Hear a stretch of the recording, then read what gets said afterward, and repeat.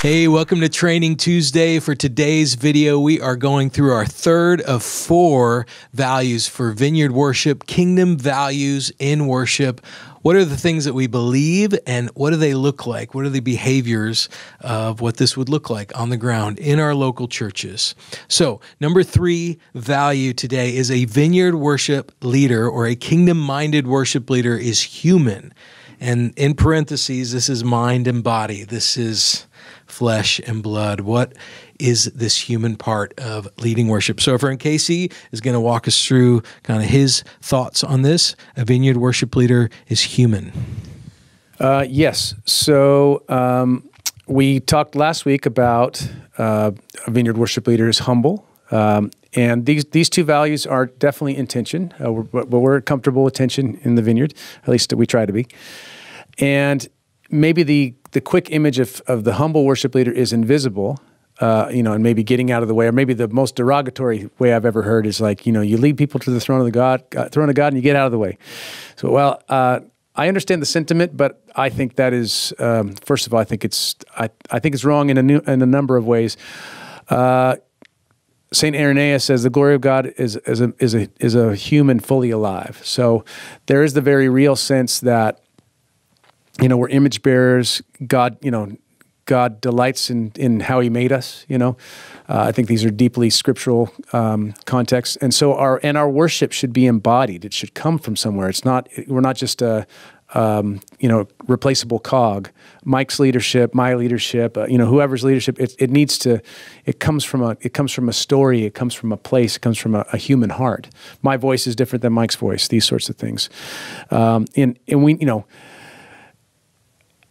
we need to believe the things we're singing. We need to embody the things that we're singing. And there is the place, even though we've talked last week about the stage and we need to take a few steps down, one of the very practical things about the way our rooms are set up is the stage is a place for things to be led from. So this is a place where we stand in our own body, with our own voice, with our own experience with God, and we lead.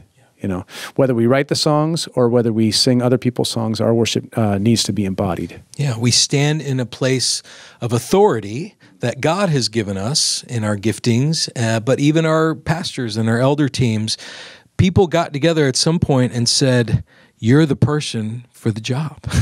The person, the human, the voice, the personality, right? We trust you.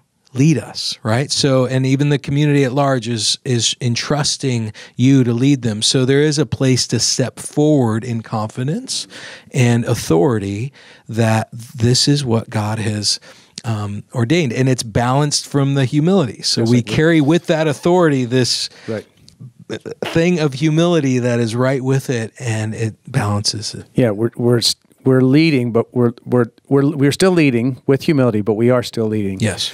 I've been thinking a lot about the idea of stage presence, which sometimes, as we talk about worship leading, words like that sometimes get in the way. But when I think about the artists and vocalists and songwriters and such that I really connect with the most, they have a lot of stage presence, but it's not a show.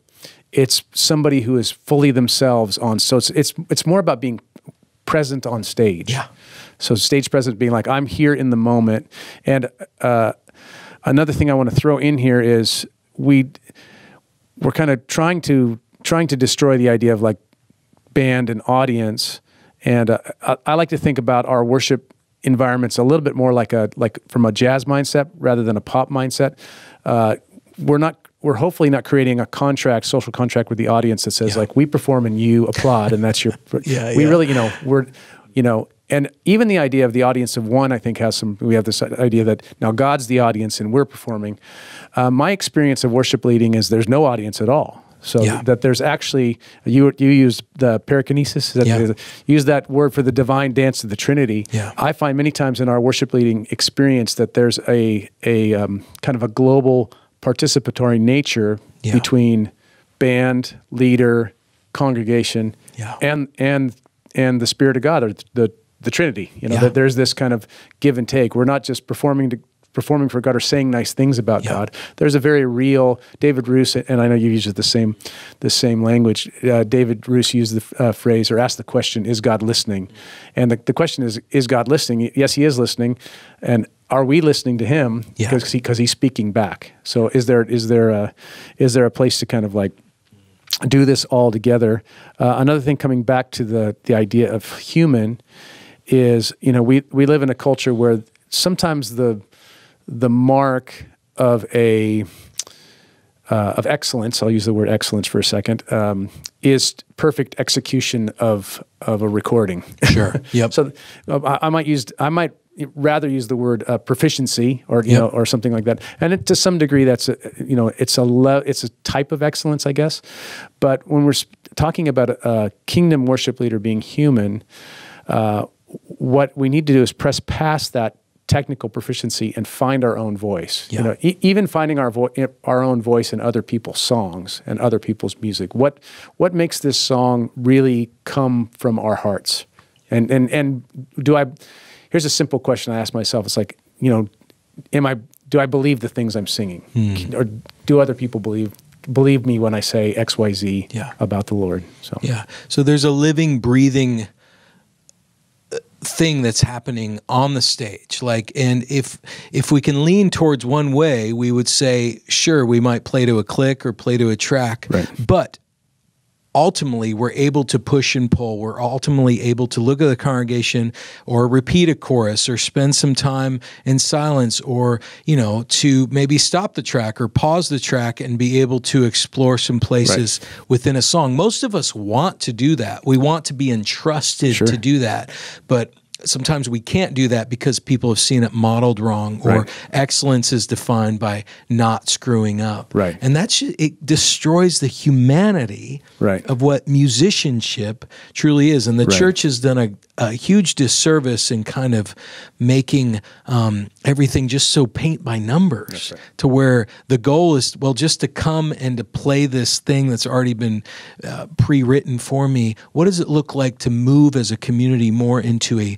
living, breathing, moving? Maybe it's just one song where we say, we're going to be more human on this song and live in the tension of maybe the train might go off the tracks, but we've got a way to get back on, and just living in that moment of more jazz and less pop, right? Well, I like to think of excellence as not the end goal. For me, excellence is a means to an end. Yeah. For me, we become embodied in our own voice. We become embodied in our instruments. We become technically proficient towards the end of freedom of expression. That's really what we're doing. So, I am certainly a big fan of like coloring outside the lines and doing our own thing, or doing things that treat, who we are, or maybe even who the lineup you have that Sunday. What's the best thing that comes out of this? Sometimes you have to change things up depending on your drummer, right? Sure. So there's that piece. But even if you come all the way back to like singing exactly what's written, which again, there's nothing particularly wrong with that. There's a way to do that from an embodied place, and there's a way to just do that like bad karaoke. So again, living in the songs enough. Our friend Dan used to say, we sing things over and over until they enter us.